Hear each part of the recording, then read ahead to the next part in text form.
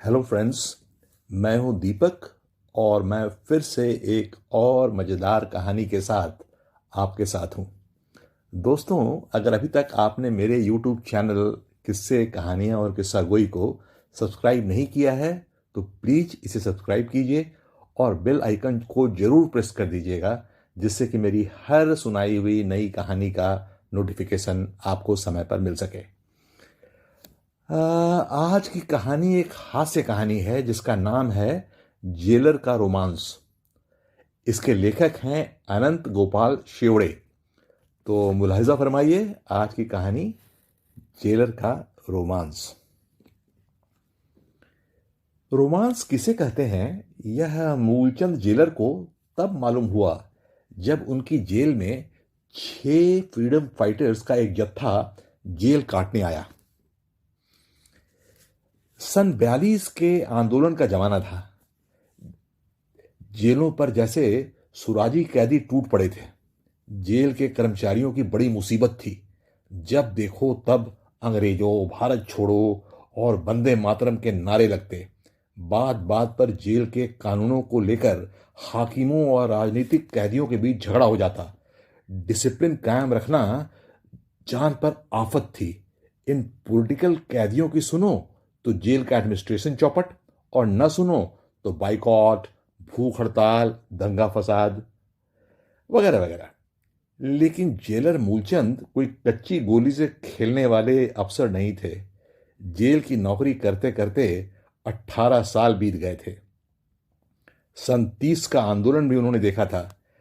हालांकि उस वक्त वह एक मामूली असिस्टेंट जेलर थे, और बाल भी जो पक रहे हैं अब, वह धूप में नहीं पके हैं। इसलिए जब उन्हें हुक्म मिला कि उन्हें अपनी जेल में 6 राजबंदियों को रखना है तो मूंछ पर हाथ फेरते हुए उन्होंने फौरन छुट्टू की मां को बुलाकर कहा, देखो जी, सरकार ने हम पर एक बड़ी भारी जिम्मेदारी सौंपी है। अगर हम उसमें कामयाब हुए तो सीनियर जेलरी पक्की है। फिर तुम कर लेना शान से मुन्नी और बिटिया का ब्याह। पढ़ा लेना बड़े भैया बच्चू और छुट्टू को। फिर तबादला भी होगा हमेशा बड़ी जगहों पर, अब जैसे जंगली जिलों में नहीं। इसलिए अभी से कह देता हूं कि हमारे आराम का ख्याल ऐसा रखना कि हमारी ड्यूटी में कोई खलल न पड़े, समझी। छुट्टू की मां ने भी गोदी के बच्चे को संभालते हुए जरा घूंघट खींचकर कहा, जी। 18 साल की नौकरी, 40-41 साल की उम्र और 5 बच्चे। मूलचंद जेलर की अब तक की इतनी ही कमाई थी। जब उनकी शादी हुई तब उनकी पत्नी की उम्र कोई रही होगी 16-17। वह 1-2 दर्जे हिंदी पढ़ी थी, और कभी भूले भटके साल 6 महीने में वक्त मिल गया तो रामायण वगैरह पढ़ लिया करती थी। 1, 2, 3, 4, 5 इत्यादि बच्चों को जन्म देकर उन्हें पालना पोसना और जेलर साहब की दुबली पतली तनख्वाह में घर गृहस्थी चलाना कोई मामूली बात थी। पर मूलचंद जेलर की पत्नी यह काम बड़ी सफलतापूर्वक कर लेती थी। इसके अलावा और कुछ नहीं। न कहीं बैठने उठने जाती, न कभी सिनेमा देखने। हाँ, कहने को कृष्ण जन्म सिनेमा वह देख आई थी। उसके बाद कई दिनों तक गदगद होकर गोवर्धन गिरधारी की रट लगाती रही थी। लेकिन जेलर साहब की दुनिया इससे कुछ अलग है। सुबह तड़के ही लॉकअप खोलना, गिनती, हाजिरी, परेड ग्राउंड आदि के चक्कर में ही दिन बीत जाता, और शाम को फिर वही गिनती, लॉकअप करके रात को एक आध बार चेकिंग करना पड़ता। एक ही ढर्रे की नीरस जिंदगी थी। पर इन पॉलिटिकल कैदियों के आने के बाद उनके कार्यक्रम में फर्क पड़ा। परेशानियां जरूर बढ़ गईं, काम भी बढ़ गया, लेकिन कुछ नयापन भी आ गया, कुछ लुत्फ आने लगा। उनकी जेल छोटी थी। उसकी आबादी थी सिर्फ 80, यानी इतने कैदियों के लिए ही उसमें जगह थी। लेकिन जब से 6 राजबंदी सेंट्रल जेल से बदलकर यहां आए तो उनके लिए एक स्वतंत्र बैरक खाली कर देनी पड़ी, जिसके कारण उस जेल की आबादी और घट गई। लेकिन सारा जेल का काम एक तरफ और इन 6 सुराजी पॉलिटिकल कैदियों का काम एक तरफ। यह है भी जरा अलग किस्म के कैदी। सभी पहले दर्जे में रखे गए हैं। हफ्ते में 4-4 चिट्ठियां ये अपने घर वालों को लिख सकते हैं और मंगा सकते हैं। इन्हें अपने घर के कपड़े पहनने और लिखने पढ़ने की पूरी आज़ादी है। मूलचंद जेलर सोचते, बड़े खुशकिस्मत कैदी हैं। इनका तो जेल में ही रहन सहन इतना ऊंचा है जो मुझे बाहर रहकर भी नसीब नहीं। काश मैं इनसे अपनी जगह बदल पाता। लेकिन सबसे अधिक मजा उन्हें आता उन राजबंदियों के पत्र व्यवहार को पढ़ने में। जेलर होने के नाते उन्हें उनकी एक एक चिट्ठी, चाहे वो बाहर से आई हो या जेल से बाहर जा रही हो, सेंसर करनी पड़ती। और जहां जरा सा भी ऐतराज की बात होती तो उन शब्दों या वाक्यों पर काली स्याही पोतनी पड़ती। शुरू शुरू में तो उन्हें यह काम परेड देने के जैसा ही लगता था, लेकिन बाद में उसमें उन्हें नई दुनिया ही दिखाई देने लगी। इन पॉलिटिकल कैदियों में से एक थे 60 वर्ष के बूढ़े आचार्य। बाहर कोई आश्रम चलाते थे। उनके पत्रों में आशीर्वाद, उपदेश और गीता के सिवा कुछ नहीं होता था। एक सेठ जी थे जो बाहर की दुनिया से अपने आप को एक क्षण के लिए भी अलग नहीं रख पाते थे। उनका शरीर तो जेल में था, पर मन 24 घंटे जेल के बाहर रहता। एक बार कांग्रेस को चंदा देकर असेंबली के मेंबर बन गए, लेकिन अब जेल में उन्हें लगने लगा कि यह मेमोरी बहुत महंगी पड़ी भाई। बाहर लड़ाई के कारण काले बाजार में इतनी गजब की कमाई हो रही थी कि उसे फायदा न उठा सकने के कारण उनके प्राण काई करूं रे कहकर भीतर ही भीतर छटपटा रहे थे। एक बार तो उनसे अपने 2 साल के बच्चे के नाम पर लिखे गए पत्र में यह कहे बिना नहीं रहा गया, देख प्रहलाद, अपने मुनीम काका जी से कह दीजियो कि धर्मदा में 1,50,000 खर्च हो जाए तो बाधो नहीं, पर यह नरक से तो छुटकारा करो। चिट्ठी पढ़कर जेलर साहब तुरंत ताड़ गए कि यह बात धर्मादा में नहीं, रिश्वतखोरी में 1,50,000 देकर रिहाई कराने की है। सो उस पर फौरन ही स्याही पोत दी। लेकिन इनमें एक राजबंदी ऐसे भी थे जिन्हें जेल जैसे जेल ही नहीं लगती। उनके पत्र व्यवहार में ऐसी मस्ती कि देखते ही बनता। बहुत ही फक्कड़ तबीयत के आदमी लगते थे। दिन भर जनाब किताबें पढ़ते, गपशप करते और हफ्ते की चारों चिट्ठियां पूरे 3-3 पेजों की ठाठ के साथ लिखते। और उनकी सारी की सारी चिट्ठियां उनकी पत्नी को ही जाती। उनकी चिट्ठियों को पढ़कर जेलर साहब को यह पता चला कि उनकी शादी हुए 8 साल हो गए। एक लड़का भी है 3 साल का। लेकिन ऐसा जान पड़ता है कि जनाब अभी परसों ही शादी करके जेल खाने में आए हैं। लिखते हैं, प्रिय रानी, लोग कहते हैं इसे जेल, पर है ये मेरे लिए एक स्वर्ण मंदिर। स्वतंत्रता की प्राप्ति के लिए हम यहाँ आए तो हमें स्वयं पर अभिमान है कि इतिहास के निर्माण में हमारी भी छोटी सी ही क्यों ना हो एक अंजलि है। सो हमारी मस्तानगी का क्या पूछना। हाँ, तुम्हें और विजय को घर छोड़कर आया हूं। तुम्हारी याद ही मुझे 24 घंटे आया करती। जो व्यथा है वह है केवल तुम्हारे विरह की, किंतु यह व्यथा भी कितनी मीठी है, कितनी मधुर। अपने मानस मंदिर में मैं सतत तुम्हारी ही मूर्ति देखता हूं। तुम्हारी मीठी वाणी भी जैसे मुझे इस क्षण भी एक अपूर्व संगीत की तरह सुनाई देती है। मेरे जीवन के रोम रोम में, कण कण में तुम ही व्याप्त हो और व्याप्त होकर मुझे चेतना और स्फूर्ति देती हो। सच बताओ मेरी रानी, यह मेरा पिछले जन्म का कौन सा पुण्य है जो तुम मेरा भाग्य जगाने मेरी जिंदगी में आई। तुम्हें छोड़कर और किसी का नहीं, किशोर। जेलर सोचता, क्या जेल में ऐसी चिट्ठियां भी लिखी जाती हैं? पागल कहीं का। लाओ तो स्याही। पर इसमें काटने लायक क्या है? सरकारी नियमों में तो ऐसी बातें काटने की कोई हिदायत भी नहीं है। अच्छा जाने दो, देखे साले जवाब क्या आता है। उस दिन रात को जेलर ने छुट्टू की मां को जब रानी कहकर पुकारा तो छुट्टू की मां का आश्चर्य का ठिकाना न रहा। खैर, ठीक चौथे दिन उस राजबंदी किशोर के नाम एक मोटा नीला लिफाफा आया, जिसे देखते ही जेलर साहब भाप गए कि कैदी की रानी ने जवाब भेजा है। जेलर साहब ने पढ़ा, प्रिय, आप जेल खाने में हैं, मुझसे दूर, पर इसका मुझे तनिक भी रंज नहीं। मेरी छाती अभिमान से फूल उठती है और सहेलियों के सामने मेरा सिर गर्व से उठ जाता है, क्योंकि आपने बहादुरी और पुरुषार्थ का काम किया है, स्वतंत्रता संग्राम में सक्रिय योग दिया है। अपना लाला विजय आप पर गर्व करेगा और मेरे सौभाग्य पर ईर्ष्या।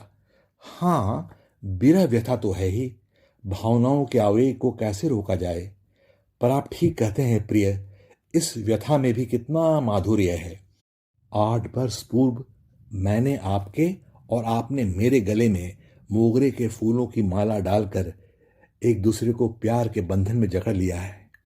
उसके बाद जो हमारा प्रेम भरा आनंदमय जीवन शुरू हुआ, जैसे उसे अभी 8 दिन ही हुए हों, आज भी उन मोगरे के फूलों की सुगंध मेरी नसिका में भरी हुई है। आपकी हमेशा से किशोरी। हैं? यह तो अजीब चिट्ठी है, जेलर साहब ने सिर खुजलाते हुए कहा। बड़े मजे की औरत मालूम पड़ती है किशोरी देवी। कोई स्त्री अपने पति को ऐसी चिट्ठी लिख सकती है भला?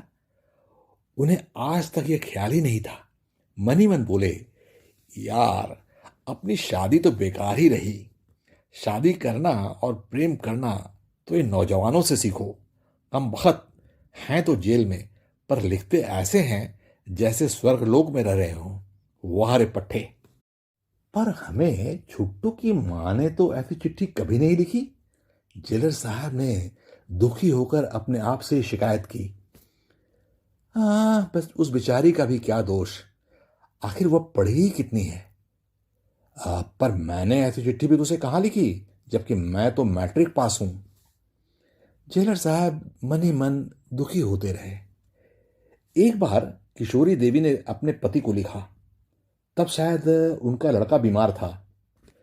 विजय बीमार पड़ गया था, अब अच्छा है, पर मैं कितना घबरा गई थी। आपकी आज्ञा का स्मरण हुआ, वीर स्त्री बनो।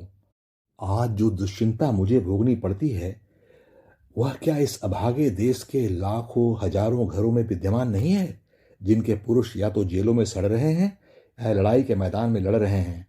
फिर मुझे ही अपने भाग्य से क्यों शिकायत हो? फिर आप तो मुझे विजय भी दे के गए हैं, मैं अपने आप को अकेली असहाय क्यों मानूं? विजय तो आपकी ही प्रतिमा है। उसे जब छाती से लगाती हूं तो सोचती हूं कि आप ही मेरे निकट हैं। आपके पास तो ऐसा कोई सहारा भी नहीं। जेलर साहब ने सोचा, यदि हम भी कहीं बाहर जाएंगे तो छुट्टू की मां भी शायद ऐसा ही लिखा करेगी। पर लिखेगी भी कैसे?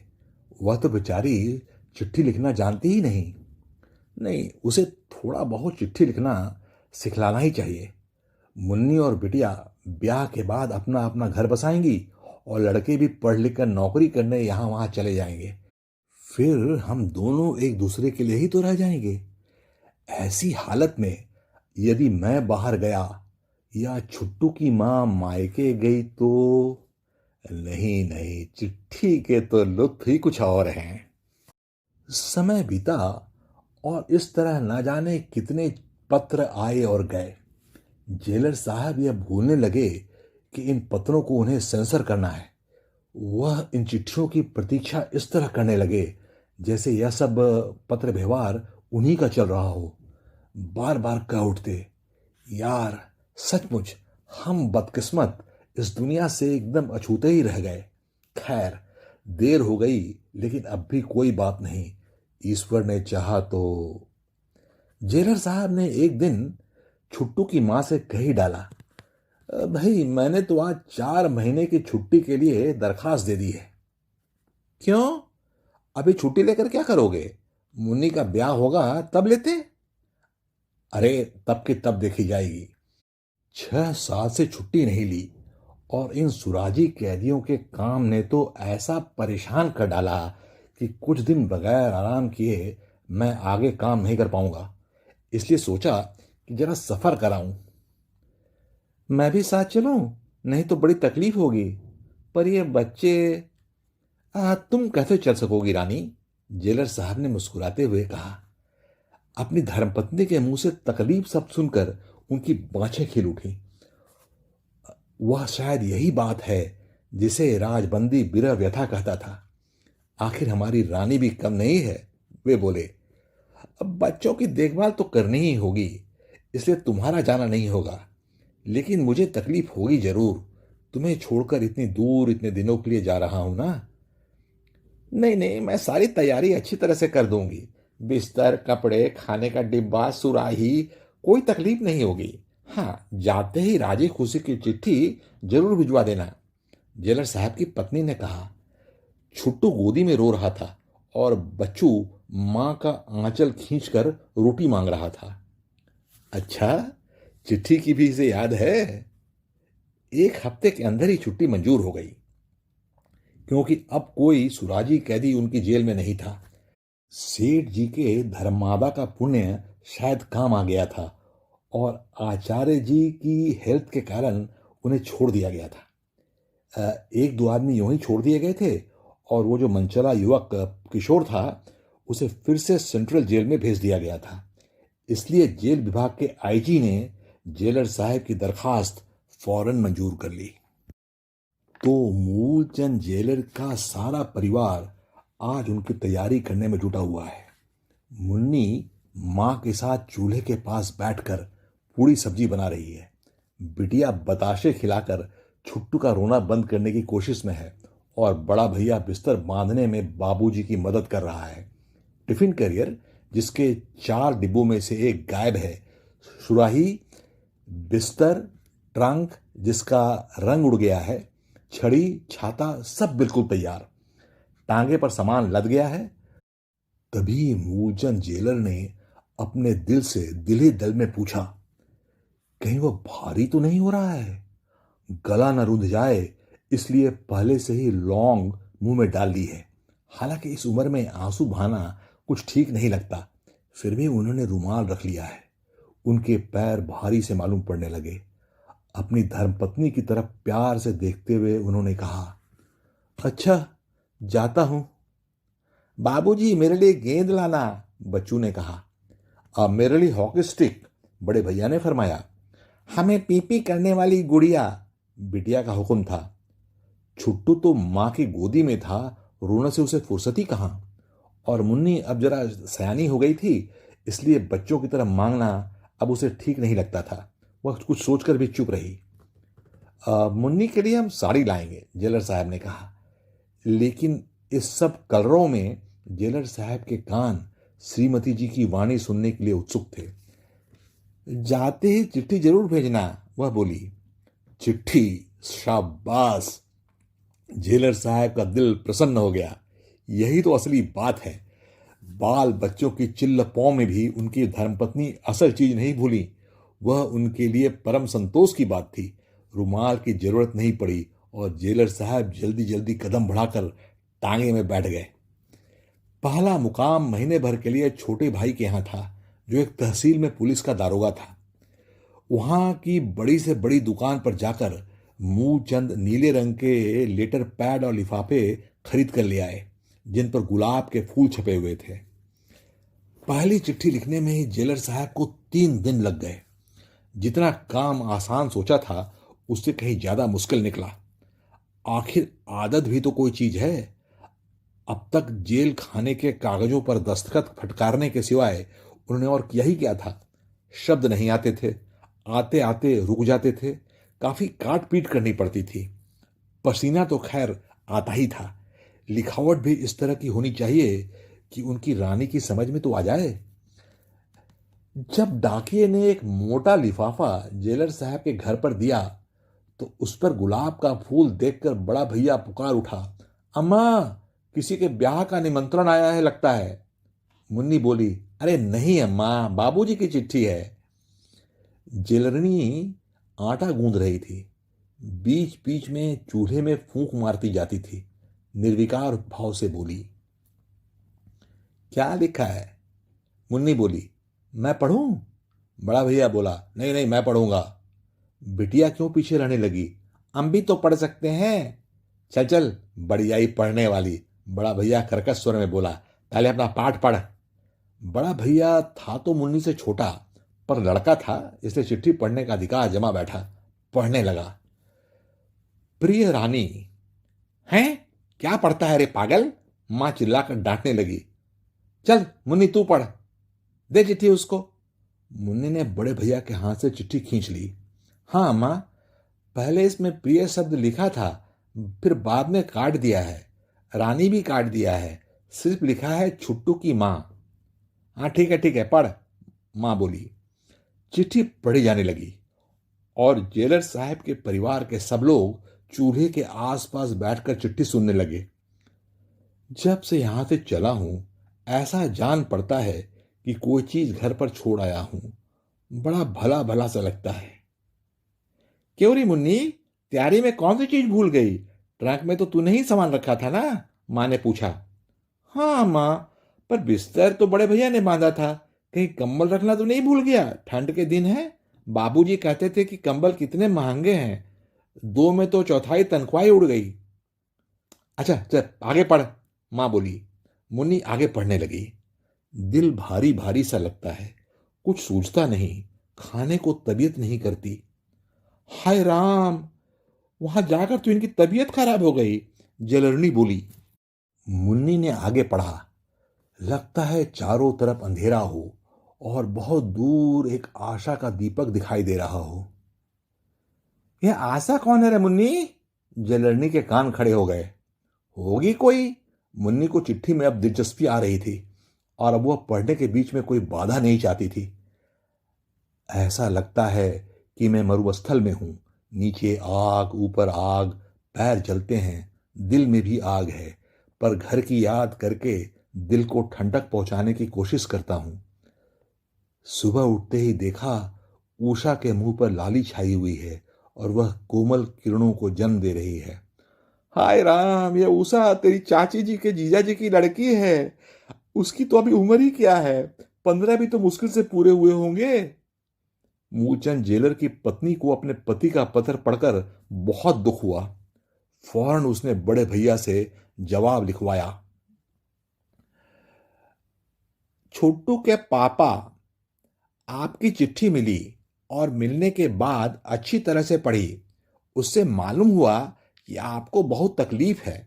मैंने मुन्नी से पहले ही कहा था कि तैयारी में कोई चीज भूलना नहीं, पर दिखाई देता है कि वह भूल गई। क्या चीज भूल गई है, सोच के बताना, हम ढूंढ के भेज देंगे। आपने लिखा है कि दिल भारी भारी लगता है और खाने की तबीयत नहीं होती। बताना कि पेट ठीक है कि नहीं। मुन्नी चूरन की शीशी रखना लगता है भूल गई, सो वहां से ले लेना। हाँ, ये वहां अंधेरा क्यों है? वह गांव भी ऐसा दलिद्दर मालूम पड़ता है कि म्युनिसिपालिटी की बत्ती भी वहां नहीं है क्या? पहले से मालूम होता तो मोमबत्ती साथ रख देते। और सुनो जी, यह तो बताइयो कि यह आशा कौन है? अच्छा, वहां शायद गर्मी बहुत पड़ती है, नहीं तो ठंड के दिनों में तुम्हारे पैर ऐसे क्यों जलते? बड़ा भैया कलम डुबा डुबा कर लिखता जाता था और स्याही के धब्बे उस लेटर पेपर पर गिराता जाता था जो बच्चों की गणित की कॉपी में से पन्ने फाड़कर बनाया गया था, जैसे अपने बाप की तरह चिट्ठी सेंसर कर रहा हो। हम बताएं अम्मा, बाबूजी अपने जूते भूल गए हैं, जूते। बच्चू बीच में ही बोल उठा और दौड़कर बाबूजी के कमरे से जेलर साहब के घुटनों तक आने वाले सरकारी जूते उठा लाया और माँ के सामने पटक दिया। हट रे पागल, अम्मा बोली, ये जूते ड्यूटी के बाहर भी कोई पहनता है? बड़ा भैया लिखने में इतनी शक्ति लगा रहा था कि उसका ध्यान कहीं और नहीं था। वह चिट्ठी में ही लिख गया, हट रे पागल। फिर बोला, हाँ अम्मा, आगे बताओ। लिखना बेटा कि अगर चप्पल फट गई हो और पैर जलते हो तो दूसरी जोड़ी जरूर खरीद लेना, और कहना कि सबसे बुरा लगा अम्मा को उषा के लक्षण देखकर। अभी कल की लड़की और मां बन गई। कलयुग है कलयुग, अभी ब्याह भी नहीं हुआ। ये सब सिनेमा की ही करतूत है। और जरा बेशर्मी तो देखो कि बच्चे का नाम रखा है किरण। उससे कहना कि नाम बदलकर कीचड़ रख दे और उसे मेरा संदेशा दे देना कि मेरे घर में खबरदार जो पैर रखा हो। ये आजकल की इन फैशन की लड़कियों से तो हम घोर गंवार पुरानी औरतें ही लाख दर्जे अच्छी। डाकिये ने जब जेलर साहब को वह मोटा लिफाफा दिया तो वह भाग भाग हो गए। लिफाफा फाड़ते समय उन्हें लगा कहीं उनका हाथ तो नहीं कांप रहा। जैसे जैसे वह चिट्ठी पढ़ते जाते वैसे वैसे उनके चेहरे का रंग उड़ता जाता। जब आखिरी वाक्य पढ़ चुके तो चिट्ठी उनके हाथ से छूट गई और उन्होंने अपने दाहिना हाथ अपने माथे पर दे मारा। फौरन उन्होंने डाकघर जाकर जेल के आईजी साहब को तार दे डाला। मेरा आराम पूरा हो गया सर, बकाया छुट्टी कैंसिल करने की इजाजत दी जाए। तो ये थी आज की कहानी अनंत गोपाल शेगड़े जी की लिखी हुई जेलर का रोमांस। आपको कैसी लगी बताइएगा जरूर, और अगर अच्छी लगी हो तो लाइक कीजिएगा। तो बस अभी के लिए इजाजत चाहता हूं।